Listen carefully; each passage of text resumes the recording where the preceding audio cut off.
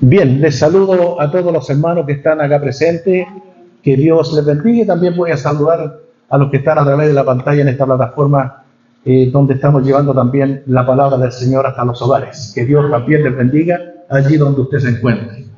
Quiero compartir con ustedes hoy la palabra de hoy va a estar basada en el libro de Colosenses, en el capítulo número 2. Vamos a estar leyendo solamente 2 versículos, que son en Colosenses capítulo 2, versículos 13, 14 y 15. Son 3 versículos. Colosenses capítulo 2, versículos 13, 14 y 15. Dice así la palabra de Dios: y a vosotros, estando muertos en pecados y en la incircuncisión de vuestra carne, os dio vida juntamente con él, perdonando todos los pecados, anulando el acta de los decretos que había contra nosotros, que nos era contraria, quitándola de en medio y clavándola en la cruz. Y despojando a los principados y a las potestades, los exhibió públicamente, triunfando sobre ellos en la cruz. Amén.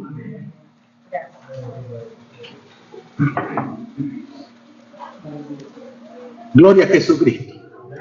Esta carta a los colosenses, a la iglesia que estaba en Colosas, allí en Grecia, la escribió el apóstol Pablo, quien tenía una doble nacionalidad. Él era judío por la sangre de familia y era romano por el lugar de su nacimiento. Entonces, esta doble personalidad a él le hacía, o esta doble nacionalidad, a él le hacía tener un amplio conocimiento de la religión judía y también del gobierno romano. De allí que al escribir esta carta lo hace pensando cómo opera la justicia en el imperio romano. Dice: y a vosotros, estando muertos en vuestros pecados y en los delitos de vuestra carne, les dio vida juntamente con él. Dice, voy a leerlo textual: y a vosotros, estando muertos en pecado y en la incircuncisión de vuestra carne, os dio vida juntamente con él, perdonando todos los pecados, anulando el acta de los decretos que había contra nosotros, que nos era contraria, quitándola del medio y clavándola en la cruz. Y despojando a los principados y a las potestades, los exhibió públicamente, triunfando sobre ellas en la cruz.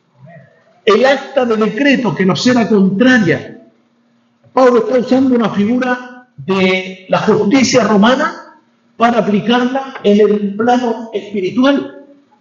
Entonces, para entender esto debemos entrar a conocer cómo operaba la justicia romana. De hecho, muchas leyes en distintos lugares del mundo están basadas en la ley romana, en la justicia romana, porque se conoce al imperio romano como el imperio más justo que ha existido en la historia del hombre. Y el imperio romano operaba de esta forma en ese tiempo. A cada habitante del imperio se le extendía un certificado de deuda, algo así muy parecido a lo que acá en Chile nosotros conocemos como el certificado de antecedentes. Era la carta de presentación de cada persona. Para que viera que era una persona honrada, uno presentaba ese certificado de deuda o ese certificado de antecedente. Esa era una hojita que tenía 2 columnas. En una columna estaba escrito todo lo que el hombre hacía y en la otra columna estaba el castigo que merecía. Por ejemplo, si un hombre había robado, se le acusaba por robo. Y el castigo que merecía en la otra columna, 1 año de cárcel, por ejemplo. De tal manera que cuando el hombre era liberado, entonces podía mostrar su certificado de deuda. Y la justicia romana tenía cárceles. Y en ese tiempo, las cárceles eran con barrotes de fierro que daban hacia la calle. De tal manera que cada persona que pasaba por la calle podía mirar a los que estaban presos dentro de la celda. Pero en la misma reja estaba el certificado de deuda. Entonces la gente que iba pasando decía, ¿Por qué este hombre preso? Iba y leía su certificado de deuda. Ah, este hombre está acusado de homicidio, merece 5 años de cárcel. Y la gente decía que bien la justicia romana, a cada uno le da lo que se merece. Entonces alababan la justicia romana y el imperio romano tenía como carta de presentación su propia justicia. Entonces cada persona tenía un certificado de deuda y cuando cumplía la condena, el certificado de deuda era llevado ante el César, el rey de Roma, y él ponía un sello, una estampa, un timbre en el certificado de deuda que decía que la deuda ya estaba cumplida. Entonces la persona salía libre y tenía su certificado de deuda cumplido ya. Y si alguien le decía, no, tú cometiste un homicidio, tú robaste, él decía, esto ya está pagado, esto ya está cumplido. De la misma forma, en el tribunal de Dios se ha extendido un certificado de deuda sobre cada ser humano acá en la tierra, que dice lo siguiente, que el hombre ofendió a Dios, por lo tanto, el tribunal de Dios dictaminó la muerte para el hombre. La Biblia dice que la paga del pecado es muerte. El resultado de haber ofendido a Dios provoca la muerte. Y sobre cada hombre en esta tierra que nace hay una condenación a muerte. Por cuanto todos están destituidos de la gloria de Dios. Todos los hombres merecen la muerte. Y sobre la humanidad hay una condenación a muerte por el solo hecho de el hombre haber ofendido a Dios. Y así cada hombre que va naciendo, cada niña que va naciendo, está siendo infectado con esa condenación. Entonces, cuando Cristo aparece en escena, lo que Él hace es tomar nuestra culpabilidad, cargarla en su cuerpo y llevarla a la cruz. Por eso el texto dice, y a vosotros, estando muertos, o sea, estando condenados a muerte en vuestros pecados y en la incircuncisión de vuestra carne, os dio vida juntamente con Él, perdonándoos todos los pecados, anulando el acta de los decretos que había contra nosotros, que nos era contraria, quitándola de en medio y clavándola en la cruz. Entonces, la condenación que había sobre la humanidad, Cristo la cargó en la cruz y aún dice acá, y los exhibió públicamente. Dice, y despojando a los principados y a las potestades, los exhibió públicamente, triunfando sobre ellos en la cruz.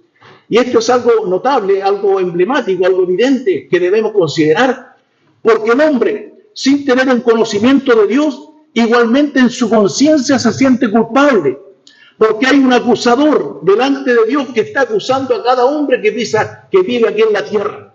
Y está acusando no solo a los creyentes, también a los incrédulos.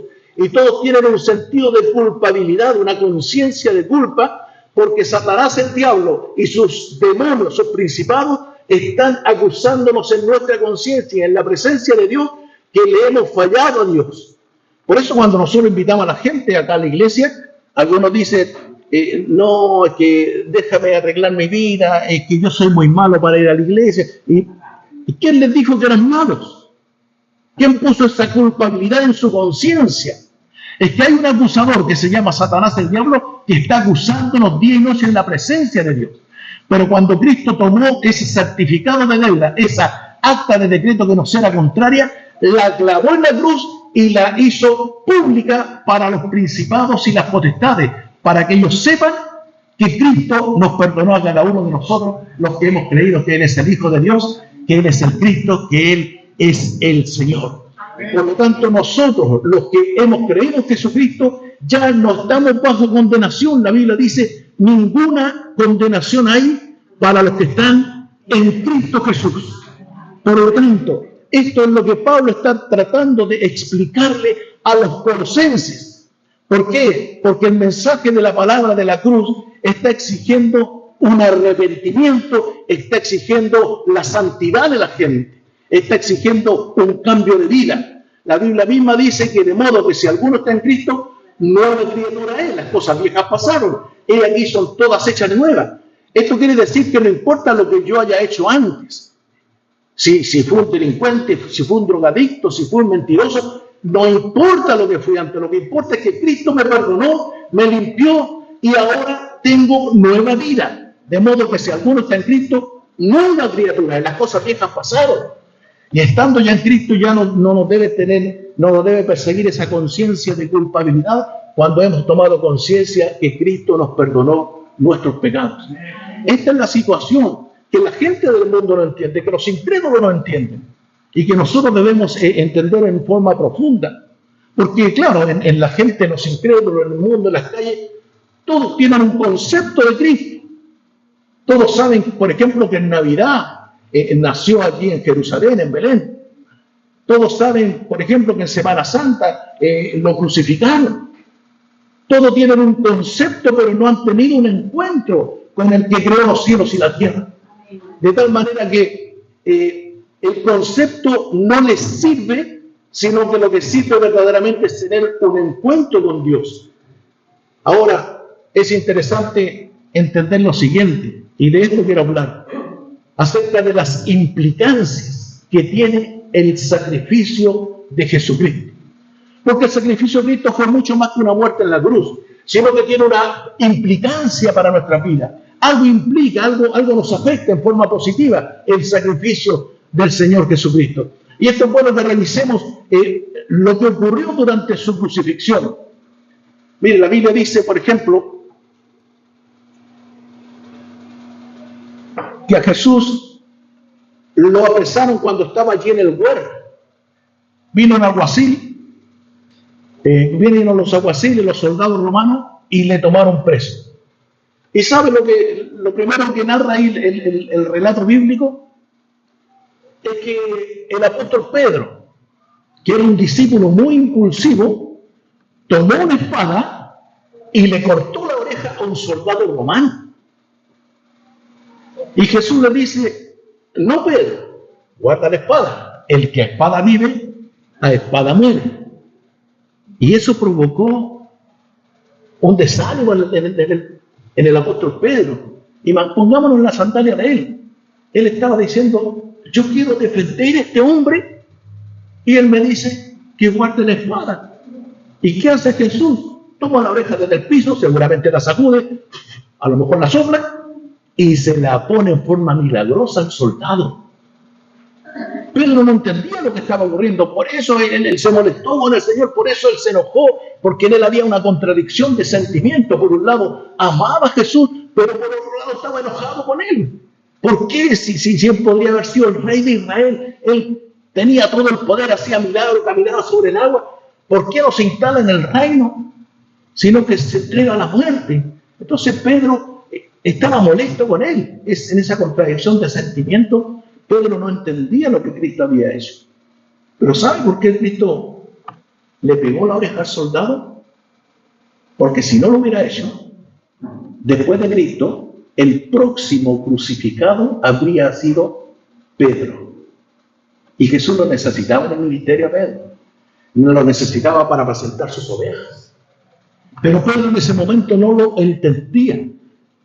Pero siempre la actuación de Dios en nuestra vida va a tener un propósito beneficioso y de bendición para nosotros. Que a veces no lo entendemos, a veces reclamamos, a veces hasta nos enojamos con el Señor. ¿Por qué no lo hace de esta forma? No, el Señor sabe cómo lo hace. Él es soberano, Él es sabio, Él sabe hacer las cosas y Él siempre estará velando por nuestra bendición. Pedro no lo entendió, por eso se enojó y después se alejó, llegó a maldecir. Otra de las cosas que sucedieron es que cuando a Jesús lo tomaron preso, lo llevaron de noche. Cuando lo apresaron era aproximadamente las 12 de la noche. Y lo llevaron de noche al patio de Caifás, que era el sacerdote.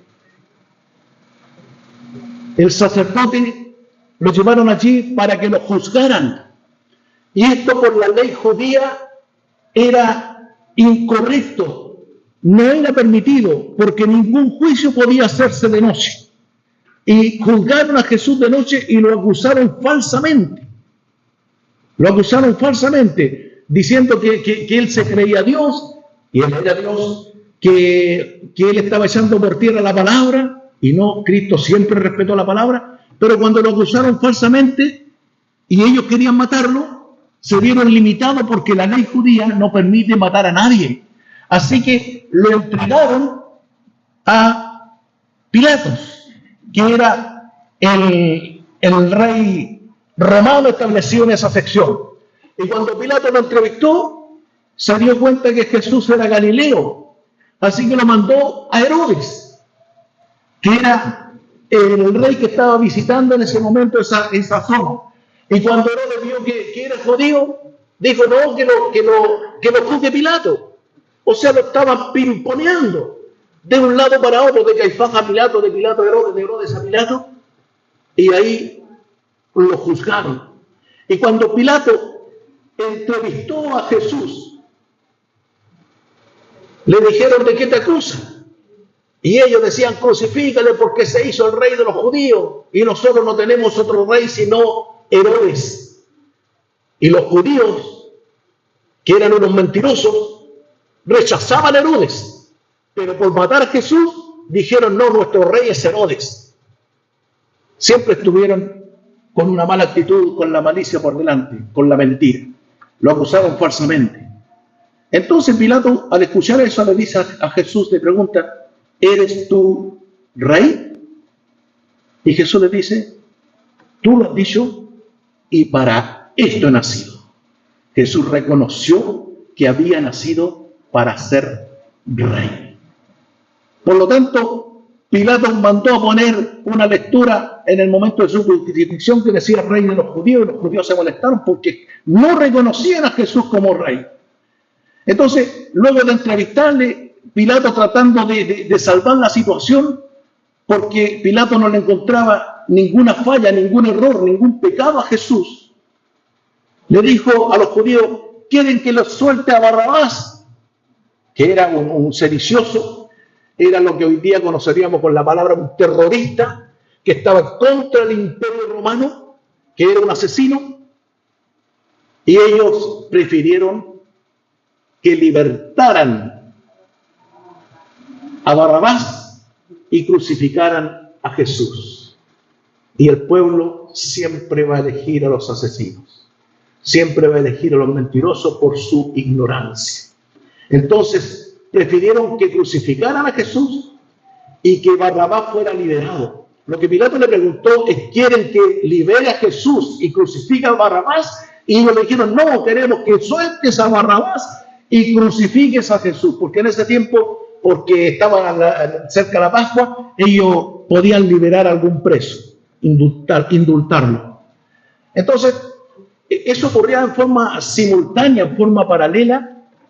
Estamos hablando de lo que nosotros celebramos como Semana Santa o la fiesta de la Pascua. Ocurría en forma simultánea cuando el pueblo judío tenía que sacrificar un cordero.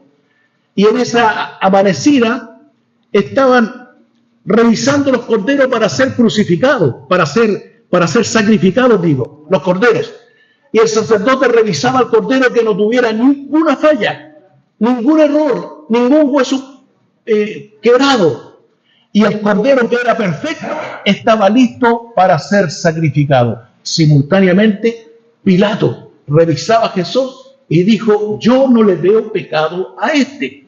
Así que aquí está el hombre, crucifíquenlo, porque no tiene fallas, porque no tiene error. Si ustedes deciden, crucifíquenlo. Entonces esa fue la situación, la pasión que tuvo que vivir Jesucristo durante toda la noche. Se nos sometió a varios juicios, a Caifás, a Pilatos, a Herodes, a Pilato nuevamente. Durante la noche, después de las 12 de la noche y hasta la amanecida, se le sometió a 4 juicios. Jesús durante todo el día había estado despierto, durante toda la noche había estado despierto, y comienza ya el camino a la cruz. Y en este camino a la cruz suceden varias cosas.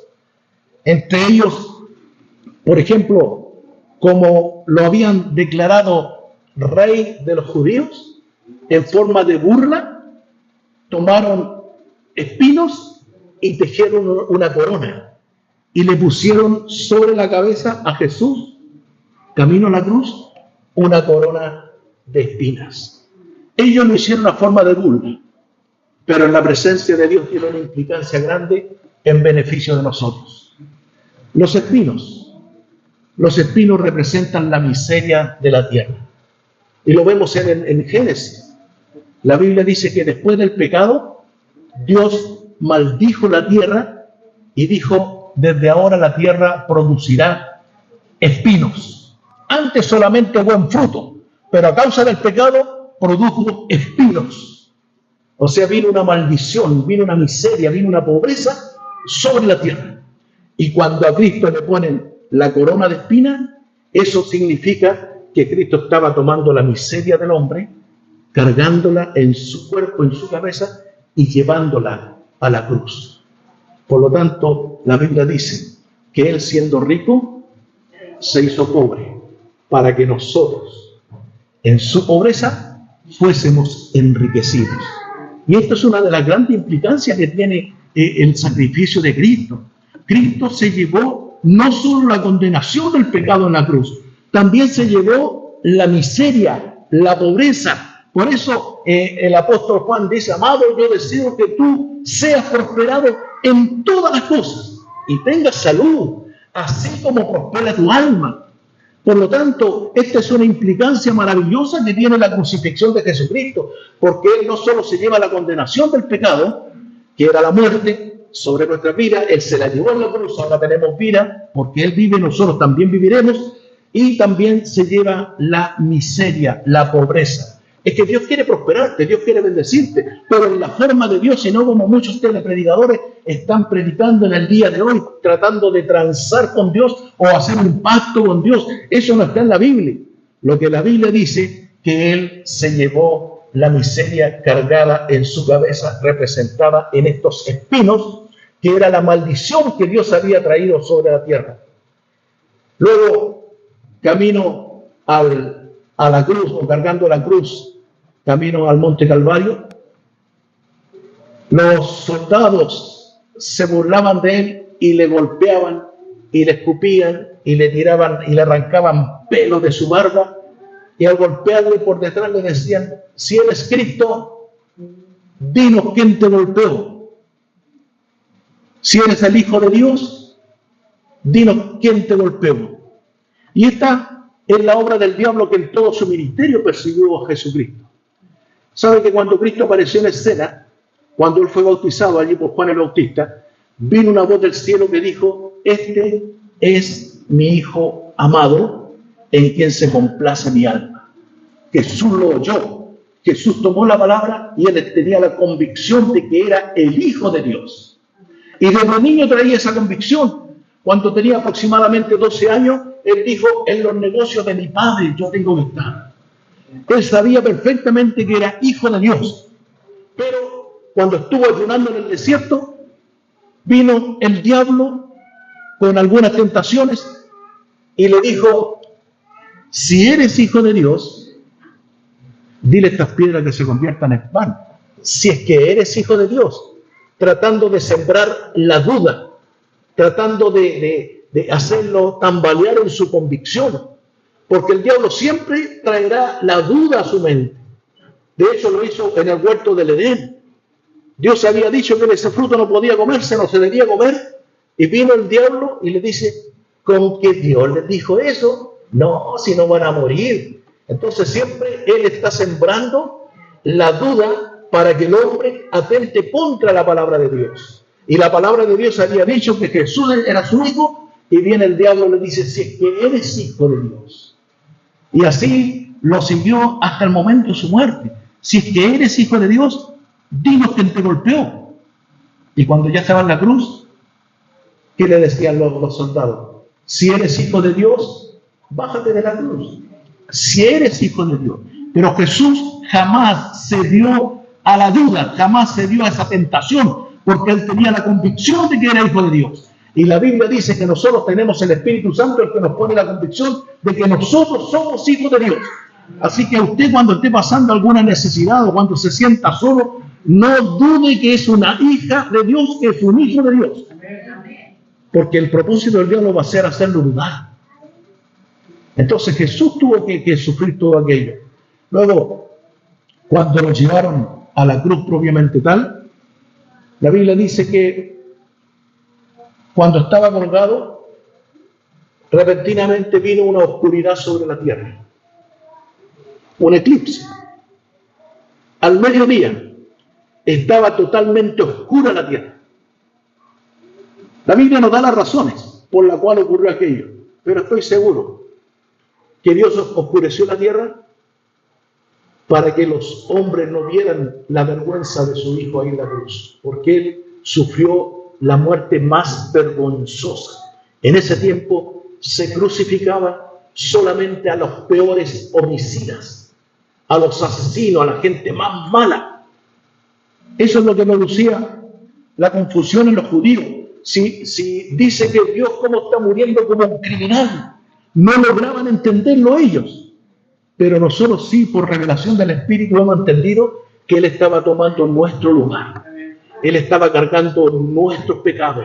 Él estaba sufriendo nuestros dolores. El castigo de nuestra paz fue sobre Él y por su herida hemos sido sanados. Por lo tanto, Cristo tomó nuestro lugar para que usted y yo ahora estemos cómodamente acá escuchando la palabra de Dios. Dios siempre tiene un propósito con lo que hace. Aunque no lo entendamos, Dios siempre quiere bendecirnos. Y ahí en la cruz, esto lo comentaba yo en la mañana. Jesús, como hijo mayor, era responsable de sostener a su madre, a María.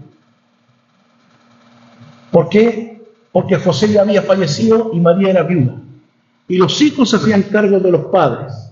Porque la Biblia dice, honra a tu padre y a tu madre, para que te vaya bien y seas de larga vida. Entonces la responsabilidad de los hijos era sostener a sus padres. En ese tiempo no había FP, recuerden.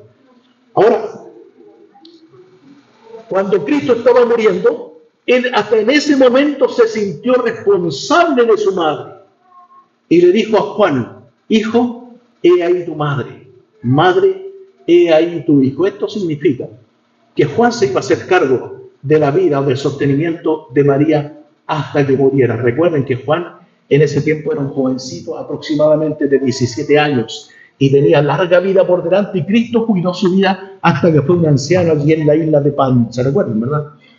Entonces, hasta en el momento de su muerte, Él estuvo preocupado de su madre. Luego, ya acercándose la hora de su muerte, Él gritó en fuerte voz que rompió el silencio de la oscuridad de esa noche: Dios mío, ¿por qué me has desamparado? Ese momento es el momento más trágico, más terrible y más triste que Cristo pudo haber sufrido. Porque en la historia de la eternidad es el único momento en que el Padre y el Espíritu Santo se apartan y lo dejan solo en la cruz. Porque Dios y el Espíritu no pueden estar donde hay pecado, y Cristo por nosotros fue hecho pecado. Y Corintios dice así, que al que no conoció pecado, por nosotros lo hizo pecado, para que nosotros fuésemos hechos justicia de Dios en él. Es decir, lo que hizo Dios, tomó su pecado y el mío, y lo cargó en Cristo. Pero tomó la justicia de Cristo y la imputó a nosotros. Ahora Dios nos ve santos y justos a nosotros, pero a Cristo en la cruz lo ve como un pecador. Por eso, la presencia del Padre y del Espíritu Santo fue separada de Cristo. Y Cristo sintió la angustia, Cristo sintió la soledad. Y dijo, Dios mío, ¿por qué me has desamparado? Y esta es otra implicancia del sacrificio de Cristo. Porque sepa usted que Cristo sufrió la soledad, Cristo sufrió la depresión, para que usted y yo nunca más nos sintamos solos. Porque Él dijo, he aquí, yo estoy con vosotros todos los días hasta el fin del mundo. No te dejaré ni te desampararé. Así que cuando a su alrededor usted se vea solo, la familia lo abandonó, los amigos lo abandonaron y usted piensa que está solo, sepa que Dios no le ha dejado solo. El Espíritu Santo está en su corazón.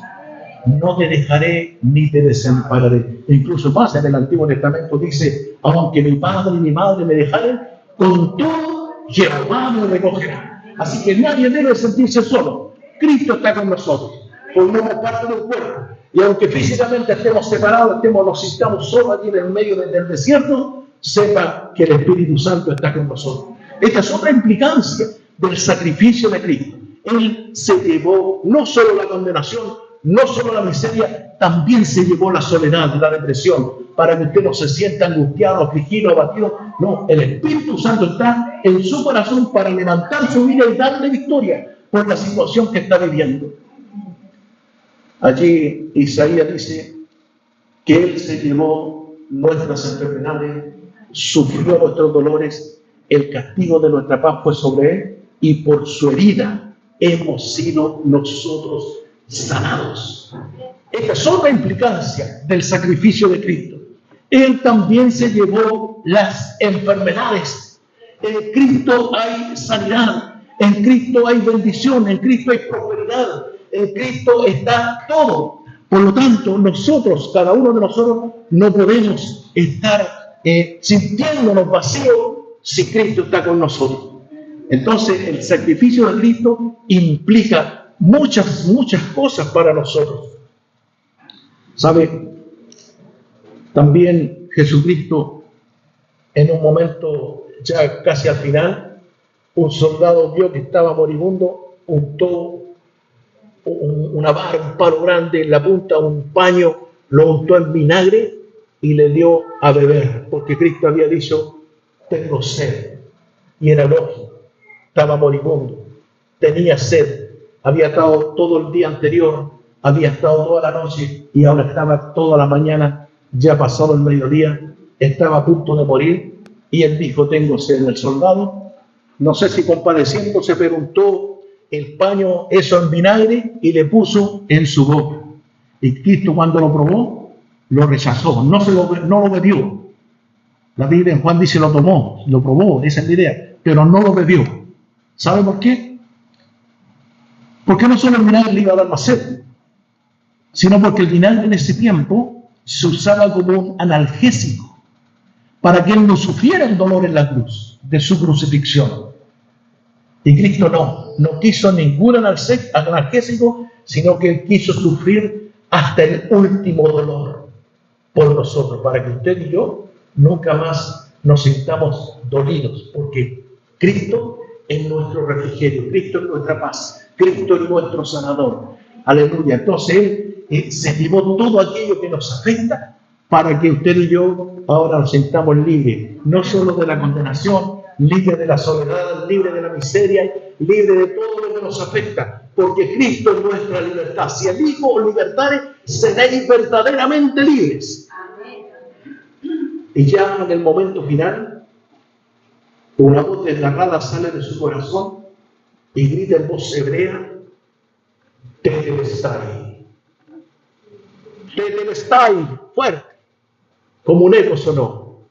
La palabra Tetelestai en hebreo es la misma palabra, la misma, anote esto, es la misma palabra que el César romano ponía sobre el certificado de deuda de los delincuentes, cuando habían pagado la deuda, y le ponía el sello, el timbre y la palabra que decía Tetelestai, que significa totalmente pagado. Su deuda está totalmente pagada.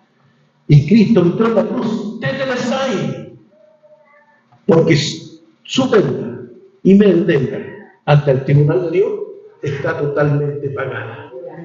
En alguna Biblia, la Reina Valera se traduce consumado es. No hay deuda, trabajo hecho. Y Cristo entregó su espíritu.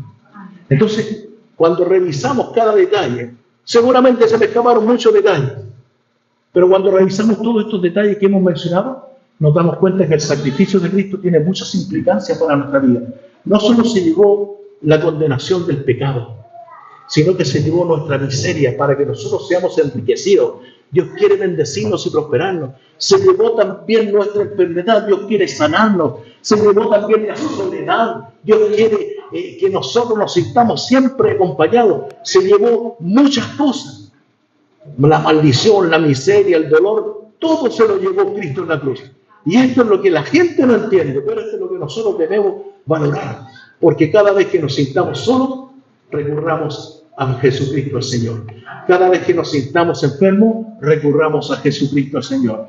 Cada vez que nos sintamos afligidos, recurramos a Jesucristo el Señor. Porque Él es el dador de la vida. Es el que provee todo. Porque Él tiene cuidado de nosotros. Porque Él para nosotros es nuestro Señor, es nuestro amo, Él es nuestro dueño. Nosotros le hemos reconocido como el Cristo, como el Salvador, como el Hijo de Dios, como nuestro Señor. Por eso Pablo lo expresa de esta forma: si vivimos, para el Señor vivimos, y si morimos, para el Señor morimos. Sea que vivamos, sea que muramos, somos del Señor. Entonces este es el llamado, esta es la invitación especialmente para los que están allí en casa, que puedan reconocer que Jesucristo es el Señor, porque Él murió por cada uno de nosotros, porque al reconocer su sacrificio también saca la culpabilidad, se lleva la condenación y da acceso a contar con todas las bendiciones que Dios tiene preparadas para nuestra vida. Por eso en este día yo quiero invitar a los que están presentes y también a los que están allí en casa, que oremos en su presencia. Luego vamos a estar orando por algunas necesidades en este lugar, pero oremos reconociendo el señorío de Jesucristo y dando gracias por su sacrificio. Padre, en el nombre de Jesús queremos agradecerte en esta hora, porque cuando revisamos, Señor, todo lo que pasó en el momento de la crucifixión, nos damos cuenta cuán grande es tu amor, cómo tú tuviste cuidado de nosotros, Señor, hasta el último detalle, Señor, sabiendo que tú llevaste la condenación de nuestras vidas, que hoy tenemos vida eterna, vida nueva en ti, Jesús. También estás preocupado por nuestra salud, estás preocupado, Señor, también por nuestra economía, por nuestra relación de familia. Tú estás preocupado por nosotros. Por lo tanto, nosotros podemos descansar solamente en ti, Señor. Te reconocemos, Dios mío, como Señor de nuestras vidas. Te alabamos, te bendecimos y te glorificamos. Amén, amén, amén. Si hay alguna necesidad especial, por favor, pase. Alguien está enfermo, pase a este lugar. Si alguien está endeudado, pase a este lugar. Vamos a orar para que Dios le dé victoria en su situación. Si hay algún problema de familia, de relación, pase a este lugar. Vamos a estar orando, vamos a estar intercediendo. Nosotros que somos parte del cuerpo, vamos a estar intercediendo por los que están enfermos, por los que están endeudados, por los que están afligidos. Aleluya. En Cristo hay bendición, en Cristo hay sanidad. Aleluya. Aleluya. Pase con toda confianza, hermano. Aleluya. Padre, en el nombre de Jesús, nos presentamos en tu presencia, este acto de fe, Señor, que mis hermanos han tenido al pasar a este lugar, delante de tu presencia acá al altar. Nos demuestra, Señor, nuestra fe y nuestra convicción de que hemos creído que tú eres el Señor y que tú eres el Todopoderoso de Israel, que puede levantarnos en victoria a pesar de nuestra adversidad, a pesar de nuestros problemas, a pesar de nuestra necesidad. En ti hay victoria, Señor. Pues tú, Dios mío, prometiste que si nosotros en el mundo tendremos aflicción, pero tú has vencido al mundo, Señor. Por lo cual, en el nombre de Jesús, yo declaro, Señor, una bendición grande y poderosa sobre mis hermanos que están en aflicción, en necesidad, sabiendo, Señor, que tú tienes cuidado de nosotros. Gracias, mi Dios, gracias te damos.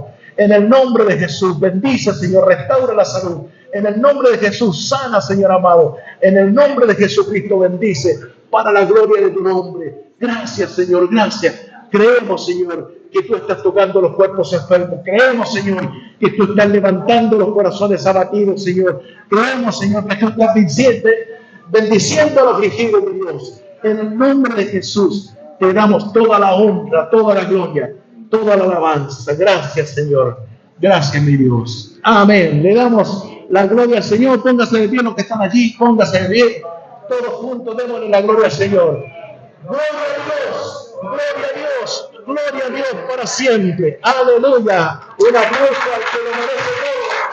Al Rey de Reyes. señores, al Señor de señores. Gloria a Jesucristo el Rey. Gloria a Jesucristo. Gloria a Jesucristo. Amados hermanos, que Dios les bendiga. Tomen su asiento.